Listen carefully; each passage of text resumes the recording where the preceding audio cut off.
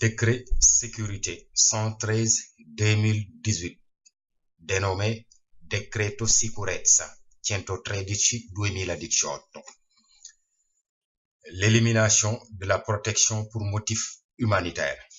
La protection pour motif humanitaire a été conçue pour titulariser les demandeurs d'asile en situation d'indigence et de vulnérabilité.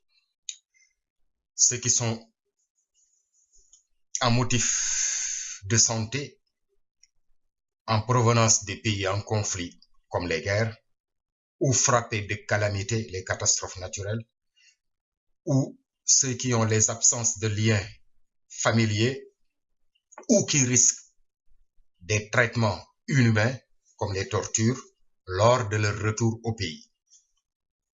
Donc, les tribunaux avaient étendu cette forme de protection aux citoyens étrangers déjà intégrés dans la société italienne, pour lesquels le retour au pays signifie perdre les droits fondamentaux de la personne. On pouvait obtenir un permis de séjour valide pour 2 ans, renouvelable et convertible en permis pour motif de travail et valable pour s'établir dans d'autres pays de la communauté européenne. Le décret sécurité élimine ce type de permis de séjour en le remplaçant avec le permis de séjour pour cas spéciaux, pour lesquels le citoyen extra-communautaire ne peut être expulsé. Le décret confirme les permis de séjour pour motif de protection sociale déjà existants, c'est-à-dire les étrangers victimes de situations de violence ou de grave exploitation physique ou de violence domestique ou d'exploitation laborative. Ces types de permis de séjour durent 1 année. Ils sont renouvelables et permettent de travailler. Et en plus, ils sont convertibles en permis de travail s'ils rentrent dans le programme de protection. En remplaçant ce type de protection pour motif humanitaire, ils vont être relâchés des permis de séjour dans seulement ces 4 cas. Le premier cas, un permis de séjour pour catastrophe naturelle. Ils ont une durée de 6 mois.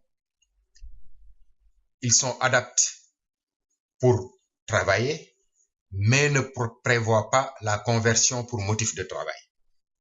Le cas numéro 2, pour protection sociale, c'est-à-dire poursuite pour motif de race, de sexe, de langue, de nationalité, de religion, d'opinion politique, et même les conditions personnelles ou sociales, ou risque de torture, ou grave violation systématique des droits humains. Ces permis ont une durée de 1 an. Ils sont renouvelables. Ils sont aptes pour le travail et pour étudier. Mais ils ne sont pas convertibles pour motif de travail et ne permettent pas l'inscription au système sanitaire national. Le cas numéro 3.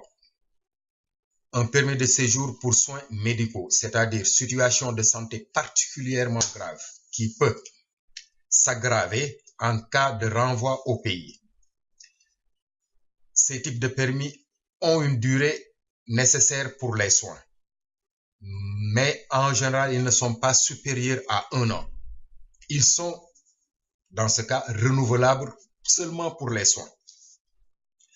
Ils sont convertibles en permis pour travail si le travail est compatible avec l'état de la santé. Le 4e cas, pour motif de valeur civile, c'est-à-dire celui qui met en risque sa vie ou son intégrité physique pour sauver d'autres personnes, ou de réduire le dégât en cas de catastrophe ou de désastre, public ou privé, ceux qui arrêtent ou aident à arrêter des malfaiteurs, ceux qui, dans le domaine des progrès scientifiques, ont une contribution, ou contribue pour un bienfait à l'humanité. Ces permis durent 2 ans. Ils sont renouvelables et convertibles en permis pour motif de travail. Donc, ces cas limites n'appliquent pas en plein les normes constitutionnelles et en particulier l'article numéro 10 du comma numéro 3 de la Constitution en ce qui regarde le droit d'asile.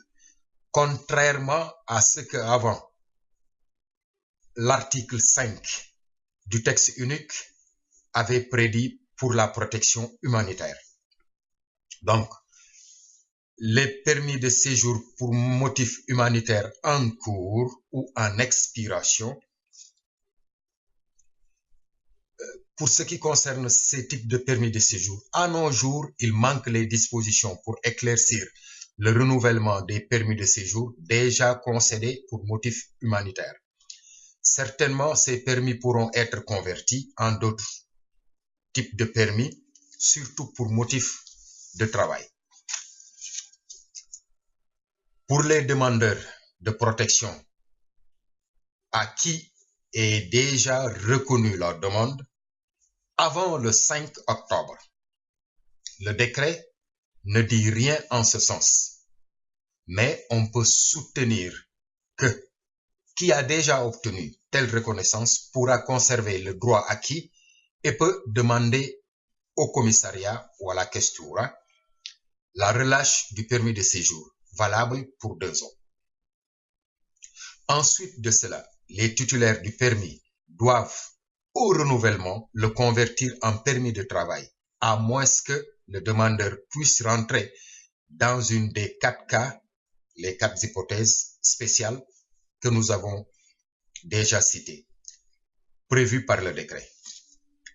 Sûrement, il faut attendre la loi de conversion du décret qui pourra améliorer ou éclaircir la situation de qui ont déjà obtenu cette reconnaissance. Pour qui se trouve dans la condition de réitérer, de faire une nouvelle demande, le décret Salvini modifie soit l'admissibilité que la tempestique, la durée d'attente, quoi. Et cela revient à la commission la faculté d'admettre ou non la demande sans pour autant aviser ni écouter le demandeur. Donc, l'inscription à la mairie et la tutelle pour la santé. Le nouveau permis de séjour est considéré document d'identité du demandeur d'asile, et ceci même après la reconnaissance d'une de ses protections sociales. Ce permis sera toujours sa carte d'identité. Il n'est pas prévu l'inscription au service sanitaire national. Il peut avoir assistance médicale seulement en cas d'urgence. Voilà.